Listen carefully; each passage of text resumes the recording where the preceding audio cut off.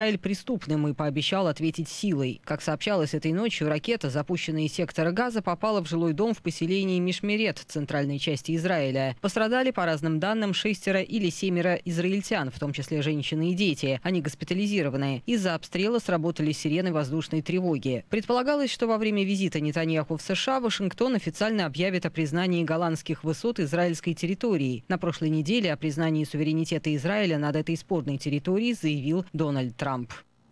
Из-за спешного отъезда Нетаньяху будет отменен его завтрашний ужин с главой Белого дома, ряд встреч с представителями Конгресса. В Петрозаводске священнослужители требуют вернуть церкви в здание бывшего архиерейского дома. Сейчас это дом офицеров. Как сообщает ГТРК «Карелия», представители РПЦ уже обращались с соответствующей просьбой к властям, но получили отказ. Секретарь главы Карельской митрополии Константин Павлюченко дал понять, что дело может дойти до суда. Никогда в истории церкви мы не встречали такого, чтобы церковь продавала или храм, или какое-то религиозное учреждение. И из архивных документов четко увидели то, что как раз в 2018 году все было у церкви отобрано. Наверное, есть возможность обратиться к тем людям, которые ответственны за это. Давайте не будем доводить до судебных тяжб. Нам бы не хотелось, чтобы эти судебные тяжбы с кем-либо были. Хотелось бы, чтобы вернули то, что должно церкви. Согласно закону 327, как раз государство должно возвращать то, что когда-то изъяло у церкви.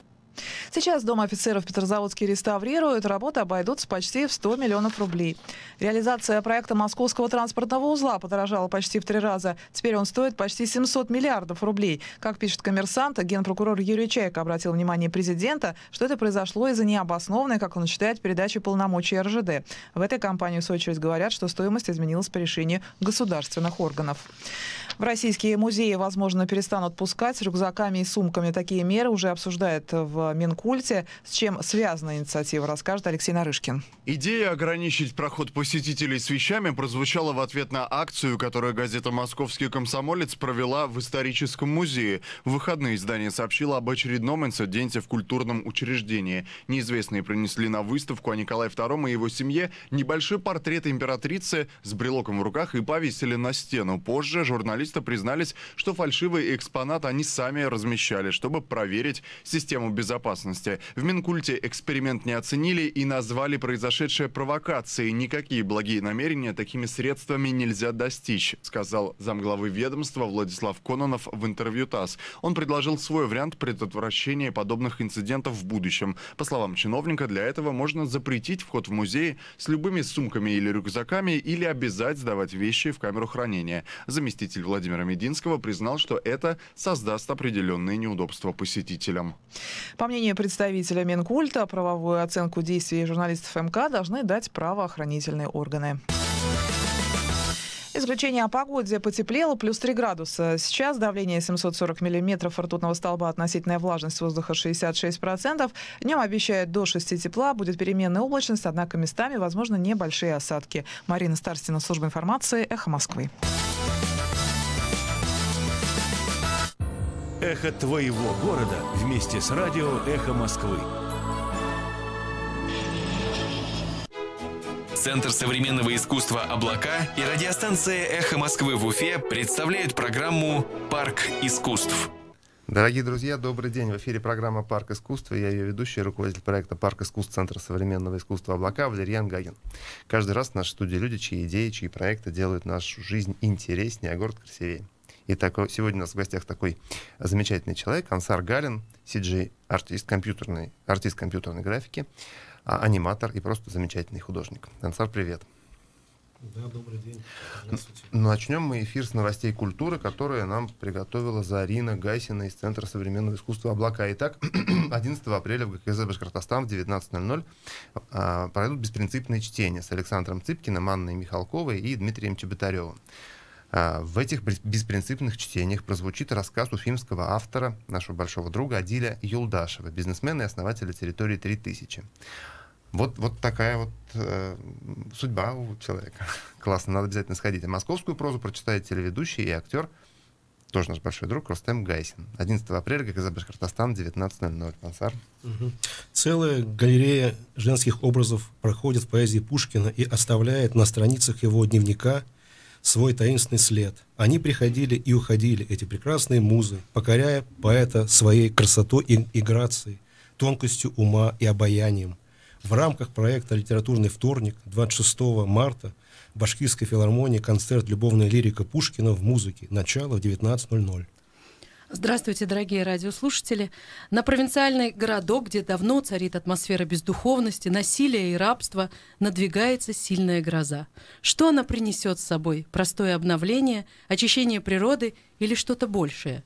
26 марта в молодежном театре спектакль «Гроза». Драма по пьесе Александра Островского в постановке провокационного питерского режиссера Ирины Зубжицкой. Обязательно сходите, посмотрите, что они там натворили с классикой. Надо посетить. А 30 марта в ГДК, Городской дворец культуры, пройдет фестиваль «Анимау-2019. Сказки». «Анимау» — это всероссийский фестиваль современной молодежной культуры, проходящий в городе Уфа. Фестиваль объединяет поклонников кино, анимации, сериалов, литературы, комиксов, аниме, манги, видеоигр и других видов массового современного искусства, популярного среди молодежи. 30 марта Городской дворец культуры. Приходите. «Анимау-2019. Сказки». Вот такие далеко не все новости культуры Уфы прочитали мы. Ансар, Да. как живется художнику в самом культурном городе? Первым делом я бы хотел, конечно, поблагодарить вас за то, что вы пригласили меня в эфир. Это, безусловно, легендарная радиостанция «Эхо Москвы», радиостанцию, которую я слушаю не первый год, на которую я подписан. Слушаю как и метрополию, так и регионы, то есть регион наш. На самом деле вы задали такой очень объемный вопрос, я бы сказал, метафизический, мистический. Я постараюсь в 2-3 словах сказать то, что в 2-3 словах невозможно сказать. Понимаете, своим фактом рождения художник, он, наверное, поставлен в совершенно иную парадигму, чем не художник. И он очень своеобразно коммуницирует с социумом, если вообще может коммуницировать. И, наверное, прав вот такая очень важная разница между дизайнером и художником, которую недавно озвучил прекрасный дизайнер и художник Юрий Гордон. Дизайнер должен понять клиента, а художник самого себя. Вот, наверное, это самое главное и базовое понятие. Конечно, жизнь художника, она неотделима от жизни общества, от жизни города. И, конечно, очень много зависит от уровня, давайте признаемся, социальных программ, от уровня жизни, такого понятия, как наличие демократических институтов и, как уже, наверное, я думаю, мало кто с этим может спорить, от наличия среднего класса, от его количества и от эстетического запроса, который он предъявляет обществу. Так в целом. Очень объемный ответ. Во-первых, мы сами кайфуем, находясь на нашей любимой радиостанции. Спасибо вам большое. У нас это чувство взаимно. И с радостью приглашаем людей, интересных людей, с которыми есть о чем поговорить и у которых есть чему поучиться. Вы сказали, художник должен понять себя, а дизайнер должен понять заказчика. Вам удалось понять себя? Это процесс, наверное, пролонгированный, длиною во всю жизнь. Но я еще, прежде всего, конечно, хотел поблагодарить вас, Валериан и Зарину. Вы, как два в одном, также являетесь администрацией, не побоюсь слова, знаменитого Центра современного искусства «Облака», где у меня, собственно говоря, проходит сейчас выставка, недавно открылась. Собственно, поэтому я здесь и присутствую. И, конечно, Центр «Облака» — это никакой не комплимент, констатация факта. Действительно приметное и яркое явление в жизни Уфы. И если будет больше подобных центров, галерей, хотя Центр искусства, он аккумулирует в себе целый жанр искусств, то, что, наверное, навряд ли может чем похвастать любая из уфимских галерей, то, что вам под силу. Спасибо большое, но благодарность мы продолжим. У нас, на самом деле, очень тесно спаянное, такое близкое сообщество уфимское. Оно огромное, но, тем не менее, очень близкое. И благодаря этому сообществу вся информация расходится относительно быстро и легко. Поэтому спасибо всем тем, кто слушает «Эхо» и кто коммуницирует друг с другом. Это здорово. Ансар, скажите, вы какие культурные мероприятия посещаете чаще всего в Уфе? Куда вам хочется сходить, когда вы сидите дома и думаете, как бы мне себя понять, куда бы мне сходить? Честно говоря, конечно, я с трудом припоминаю. Ну, обычно, конечно, я посещаю выставки. Если брать спектакли, я был последний раз давно, очень, наверное, в году 12 или 11. Нет, вру. Я был, так сказать, в том году на бенефисном юбилее моего приятеля Сергея Кондратьева, который, собственно, и был, и читал. Он прекрасный актер и по совместительству прекрасный поэт. Вот. Там был целый, я не знаю, бурлеск этих отрывков и спектаклей. А до этого, я помню, ходил тоже на народный спектакль, который представлял Народный театр. Тогда они еще выступали в Узо Мики. Это была пьеса по, так сказать, пьеса Михаила Веллера «Ничего не происходит». На самом деле вы, конечно, подняли очень глубокую и важную тему посещения культурных мероприятий. Она вдвойне, наверное, мне кажется, актуальна, потому что сейчас можно просто посмотреть трансляцию в интернете с планшета или, не знаю, со смартфона, и этим быть уже довольным. Для того, чтобы привлечь на предприятия, на эти культурные мероприятия людей, конечно, нужна очень, я бы сказал, наверное, такая авантажная политика, ну и с таким очень глубоким контентом. А что может привлечь вас на мероприятие? Вот какое мероприятие вы бы хотели посетить и вы бы хотели видеть в Уфе, например, даже если его нет, например?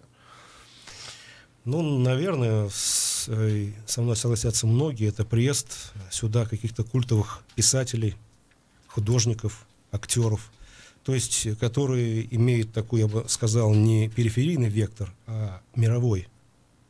Ну, собственно говоря, что вы и делаете в той или иной степени. Ну, например... Ну, на мировых-то денег у нас не хватает. Понятно. Но стремимся устанавливать контакты. Вот опять-таки же, я же говорил, все зависит от наличия среднего класса, от его культурной повестки, которую, опять-таки, формируют такие центры, как вот ваш. Отчасти я не склонен... Скажите, а как вы думаете, каким будет средний класс в России ближайшего будущего? Я помню основного потребителя 80-х годов, потребителя культурных мероприятий, культурных каких-то событий, это был представитель середнячок такой интеллигенции творческой, так называемой тогда. Это были какие-то учителя, врачи, инженеры. Все это люди, которые получали, видимо, какую-то более-менее приличную заработную плату, которая позволяла им удовлетворять еще свои эстетические потребности. Это было во времена Советского Союза. Потом начал формироваться какой-то бизнесовый средний класс в 90-е годы. Сейчас я не знаю, на какой стадии он находится. Вот. И как вы думаете, кем будет сформирован тот средний класс, который будет основным потребителем культурных событий? Я думаю, самим ходом жизни и истории поступательным. Потому что время нам предъявляет очень жесткий счет. Вне зависимости, хотим мы этого или не хотим, нам надо меняться. Но меняться, я бы сказал, в таком ключе, не меняя самого себя, а, собственно говоря, чутко реагировать на запросы времени. Конечно, вы задаете такой вопрос, наверное, на который не могут ответить ведущие политики, насколько мне известно. Я смотрю ток-шоу, и изредка, разумеется. Даже они не могут. У них, конечно, много планов на этот счет и прожектов, но часто, как мы видим, это все я на самом деле облекается из опыта. То есть кто приходит к вам на выставки? Ну, ко мне на выставке, как и к вам на выставке, приходят, конечно, разумеется, мои друзья, у которых эта фамилия не как у наших олигархов, естественно. Вот. И, конечно, и я могу сказать, кого бы, наверное, художники хотели видеть. Я же прекрасно понимаю, что без наличия среднего класса, еще раз хотел бы на этом заострить внимание, серьезных подвижек не будет. От того, как он будет хорошо жить. Я сам гуманитарий, но даже мне ясно, что и тут без определенной налоговой политики, то, что средний класс мог бы инвестировать в искусство, имея серьезные налоговые преференции, без этого, мне кажется, ждать чего-то либо Слушайте, какую интересную штуку вы затронули. Прямо вот на основании вашего опыта хочется поизучать, насколько активным стал или наоборот снизил свою активность тот покупатель, который у вас есть. Да? Ну, не секрет же, что любой художник продает свои произведения. У вас, по вашим ощущениям, как участника, непосредственно участника этого рынка, покупателей стало больше или меньше? Вы знаете, я, наверное... И когда было совсем хорошо, вам условно? Ну, дело в том, что я могу честно сказать, что я живописью занялся после довольно серьезного перерыва, там, лет 11-12, объясню почему. Потому что, ну, элементарно я вынужден был, ну, не то, что вынужден, а осваивать новые технологии, ну, с переменным успехом, и, в общем-то, зарабатывал я не живописью.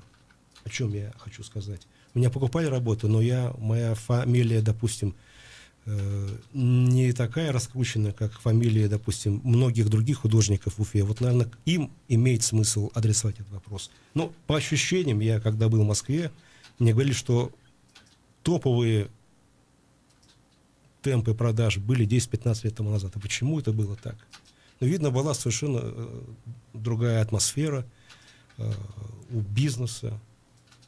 Хорошо. Вот. А то, чем вы занимаетесь, это компьютерная графика, где вы профессионал в анимации. Ну, профессионалы, это, конечно, громко сказано. Профессионалы, они представлены на YouTube, у них каналы забойные, фолловеры тысячами. Ну, в меру, конечно, своих скромных способностей я что-то делаю, естественно, чтобы держаться на плаву. Кто-то из художников, причем это львиная доля, она преподает, ведет курсы, проводит мастер-классы, кто-то, естественно, иллюстрирует.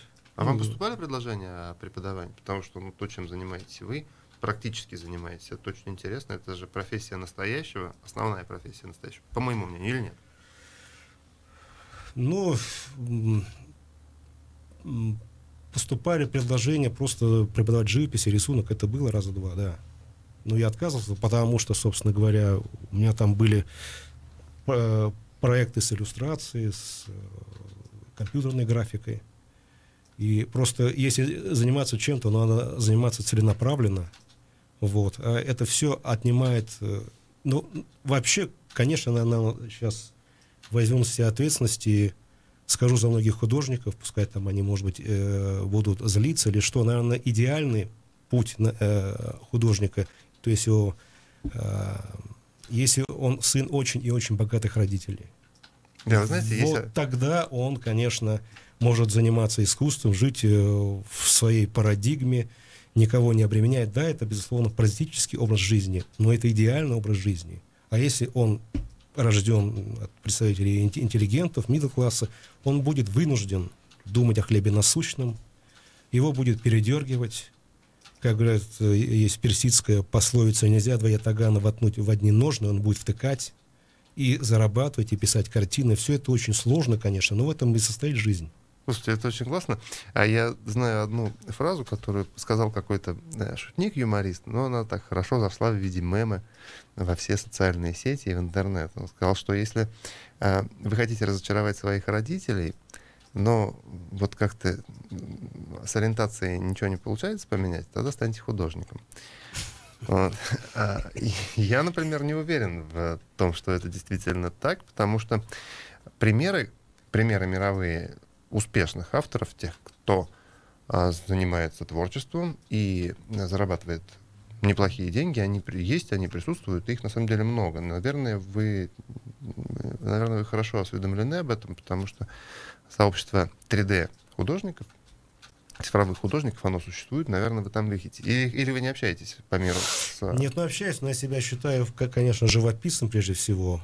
А это, как бы, знаете, ремесло, а это творчество.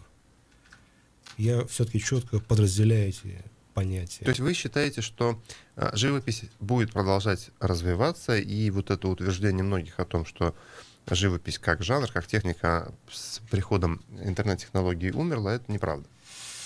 Ну нет, конечно, как она не умерла с приходом фотографии, хотя многие предрекали ей трагическую, чудовищную смерть.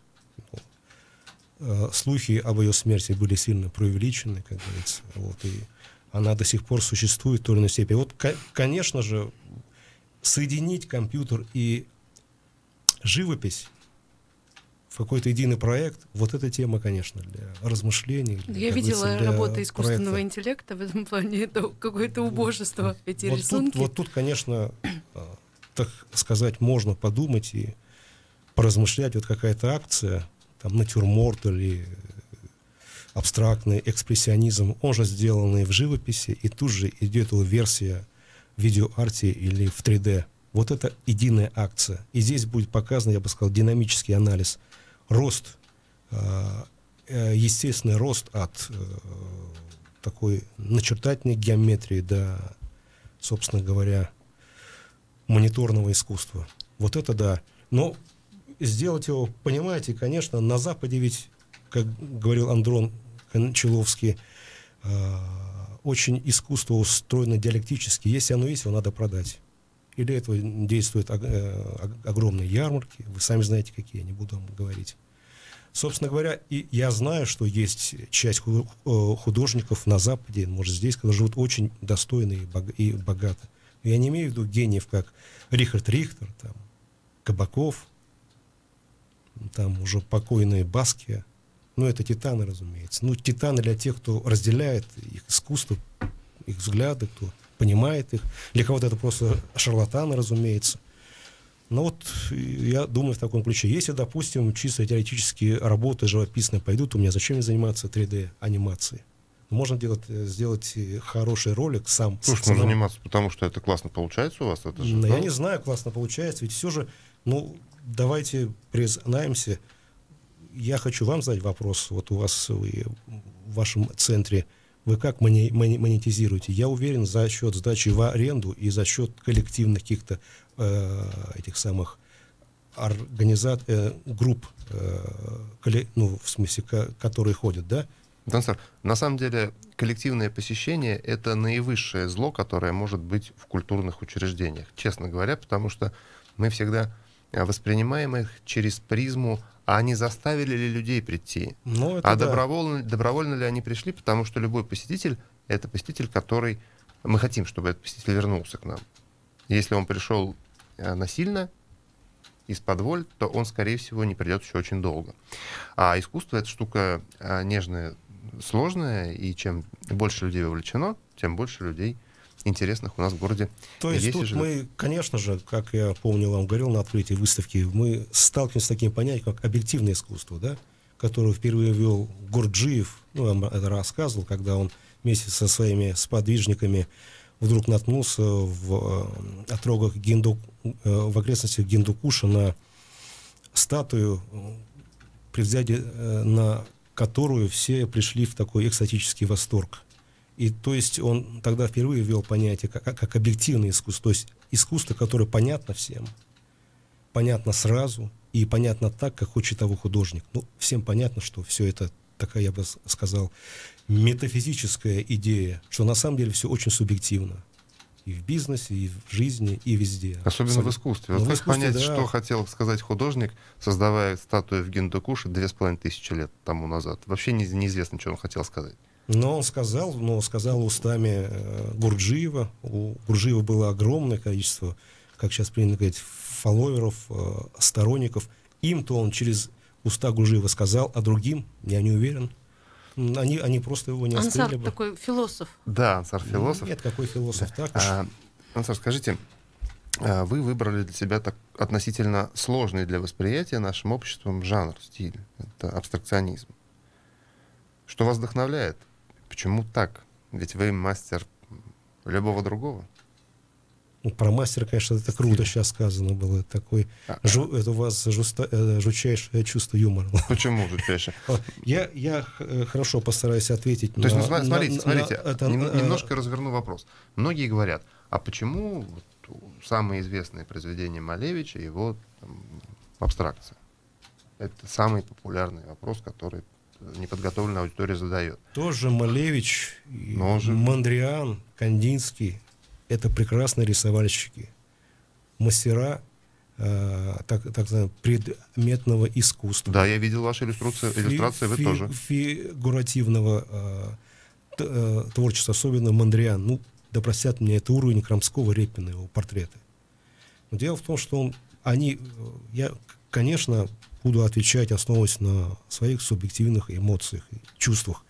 На мой взгляд, все это дело происходило следующим образом. Разумеется, абстракционисты, они ведь просто могли элементарно паразитировать на своем мастерстве. Прекрасно. Они были бы в колее, у них работы покупали. У того же Мондриана, великолепный мастер портрета, у него чудесные пейзажи, рисовальщик от бога, линия, абрис играет, как мало у кого. Вот. Ну, что он... В чем его подвиг, да? Подвиг то, что он, как говорится, смог постичь самого себя, понять самого себя через этот очень тяжелый, брутальный творческий самоанализ. И самый его подвиг то, что он из предметного искусства пришел в беспредметное. И он, можно сказать, окунулся в самого себя в тот, я бы сказал, незримый метафизический мир. И это, на мой взгляд, и есть то самое искусство. Вот наиболее, наверное, точно и верно высказал Ольсворт Келли, мой тоже любимый художник, американец. Вот. Но я, конечно, очень вольно его сейчас буду цитировать. Он сказал: я не хочу писать женщин Пикассо и женщин Матисса на их кушетках. И не хочу писать то, что я вижу. Я хочу писать то, что я хочу увидеть. И вот их главное... А что пишет Ансар? У нас осталась минута в эфире, радийном. Да, в эту минуту я хочу сказать, что я пишу свой внутренний мир, то, что я хочу видеть. Все, минута прошла. Нет, еще минута есть, друзья. И для того, чтобы посмотреть на то, что хочет видеть Ансар, вы можете прийти в облака. Выставка живописи Ансара открыта. Очень интересно и необычно. Я настоятельно рекомендую быть. Зарин, до когда она у нас будет работать, выставка? 2 месяца она будет работать. До конца мая, по-моему. Да. До конца мая можете посетить. Она очень яркая, очень необычная. 10, если вы хотите вот именно насладиться какими-то эмоциями, экспрессией, цветом, обязательно приходите в облака. Пока все не зазеленело, можно насладиться вот этим. Ну и когда зазеленело тоже, и мы сейчас завершим радийный эфир и продолжим в эфире в соцсетях спрашивать, выпытывать у Ансара, что же он чувствует, когда он пишет, и какие у него вещи получаются, когда ему хорошо, а какие, когда ему не очень хорошо. Друзья, до новых встреч в эфире, а мы уходим в социальные сети.